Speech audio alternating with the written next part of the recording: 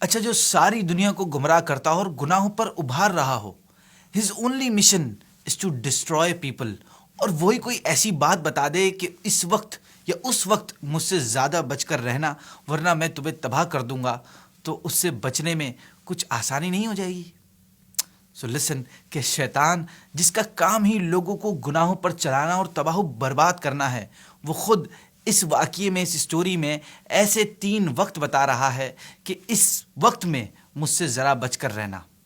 Wow, here comes the whole story. ہوا کچھ یوں کہ ابلیس یعنی شیطان ایک دن حضرت سیدنا موسیٰ علیہ نبی جینا والی صلاۃ والسلام سے ملا اور کہنے لگا، اے موسیٰ، اللہ پاک نے آپ کو اپنی رسالت عطا کی ہے اور ہم کلامی سے نوازا ہے، میں بھی اللہ کی مخلوق ہوں، مجھ سے گناہ سرزد ہوئے، اب میں توبہ کرنا چاہتا ہوں، آپ میرے رب کے ہاں میری سفارش کر دیجئے کہ وہ میری توبہ قبول کر لے۔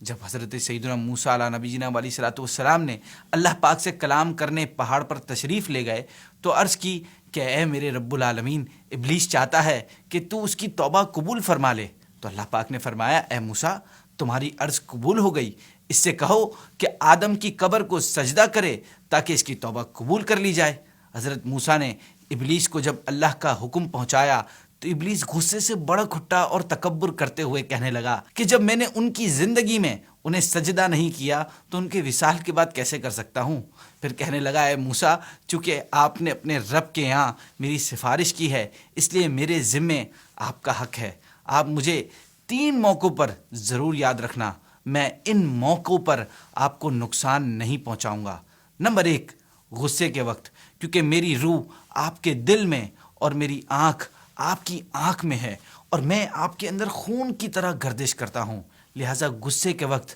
مجھے نہ بھولنا۔ انسان جب غصے میں آتا ہے تو میں اس کی ناک میں پھونک دیتا ہوں، پھر اسے خبر نہیں رہتی کہ وہ کیا کر رہا ہے۔ پھر اس نے بتایا، کفار سے مقابلے کے وقت مجھے یاد رکھنا، یہ دوسرا موقع ہے، کیونکہ مقابلے کے وقت میں ابن آدم کے پاس آ کر اس کے بال بچوں اور گھر والوں کی یاد دلاتا ہوں، حتیٰ کہ وہ میدان چھوڑ کر بھاگ جاتا ہے۔ تیسرا اس نے بتایا موقع کہ نامحرم عورت کے پاس بیٹھتے وقت، کیونکہ میں آپ کی طرف سے اس کا اور اس کی طرف سے آپ کا قاصد یعنی میسنجر ہوں گا، اور میں آپ دونوں کو بہکاتا رہوں گا، حتیٰ کہ اس کے سبب آپ کو اور آپ کے سبب اس کو فتنے میں مبتلا کر دوں گا۔ شیطان کی ان باتوں سے ہمیں 3 چیزیں معلوم ہوتی ہیں۔ ویسے تو ہمیں ہر وقت شیطان سے بچنے کی کوشش کرنی چاہیے، مگر غصے، کفر سے مقابلے اور نامحرم عورت سے بچنے کے لیے خاص طور پر ان وقتوں میں ہمیں اس کا خیال رکھنا ہے۔